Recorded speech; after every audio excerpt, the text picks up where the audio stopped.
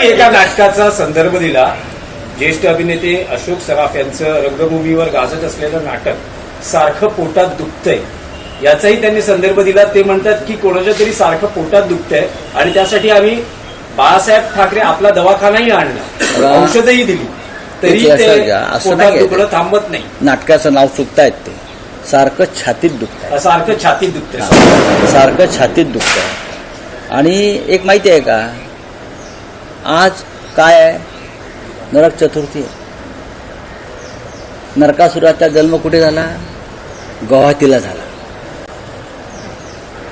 नरकासुराचं मूळ स्थान गुवाहाटी. त्याच्यामुळे हे जे नरकासूर इकडले आहे, जे गुवाहाटीला जाऊन पूजा करतात त्या नरकासुराला, बरं का, तर त्यांचं हे बॉडी पेन होणारच त्यांना. आमचा विषय पोटात दुखण्याचं कारण नाही. आमच्या कोणाच्या पोटात छातीत काय दुखत नाही. आम्ही ठणठणीत तंदुरुस्त आहोत. पण आज त्यांची जयंती आहे. आज एकनाथ शिंदेची जयंती आहे. गुवाहाटीला त्यांना जावं लागेल कदाचित. नरकासूर हा उगम पावला गुवाहाटीमधून, तिथून, आणि तिथून ते प्रेरणा घेत आहेत. पण त्या नरकासुराचा अंत झाला आणि म्हणून आज आपण नरकासूर चिरडतो. करेक्ट, बरोबर ना? तसं ह्या नरकासुराला, महाराष्ट्रातल्या या सगळ्या गद्दार नरकासुरांना चिरडलं जाईल.